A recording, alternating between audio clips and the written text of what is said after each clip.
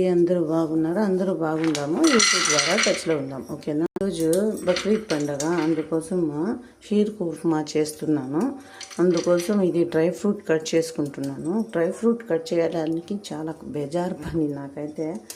దీనికి నేను ఒకసారి క్రష్ కూడా చేసేస్తాను బేజారుతో. డ్రై ఫ్రూట్స్ కట్ చేసిన తర్వాత పాలు బాగా మరిగిన తర్వాత సేమియాలు కూడా ఫ్రై చేసుకోవాలి. ఇది డ్రై ఫ్రూట్ కట్ చేసిన తర్వాత చూపిస్తాను, చూడండి. నెయ్యి అయితే వేసేద్దాము.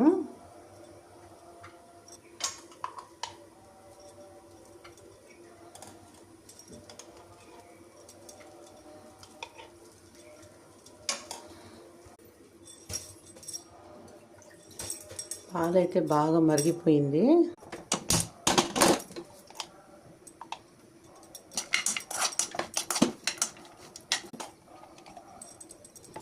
బాగా గట్టిగా పడిపోయింది అనమాట నెయ్యి.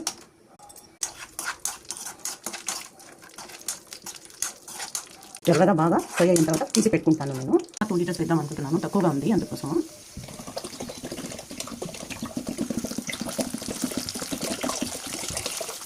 చాలదు అందుకోసం.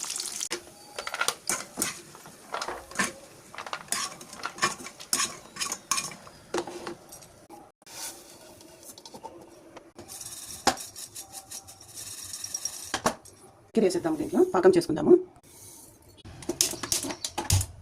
ఈ పాకం అయిన తర్వాత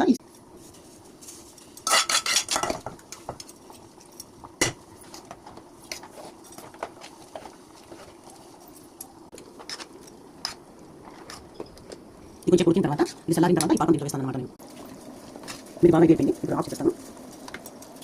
ఇది కొంచెం చల్లారిన తర్వాత ఈ పాకం దీంట్లో వేస్తాను అనమాట. డ్రై ఫ్రూట్స్ అనేది ఎప్పుడు తింటాము అప్పుడు వేసి అందరికీ చాలా బాగా వేస్తే సేమియా చూడండి ఎంత టేస్టీ ఎంత బాగా చూడండి. మళ్ళీ చక్కెర పాకం వచ్చి కొంచెం చల్లారిన తర్వాత వేస్తాను అనమాట. ఇది అయిపోయింది. ఇప్పుడు చల్లారి కోసం పెట్టేస్తున్నాను, కొంచెం కూల్ అయిపోవాలి ఇది. దాని తర్వాత ఇది వేస్తాను, ఇది పాకం. దాని తర్వాత వేస్తేనే బాగుంటుంది అనమాట.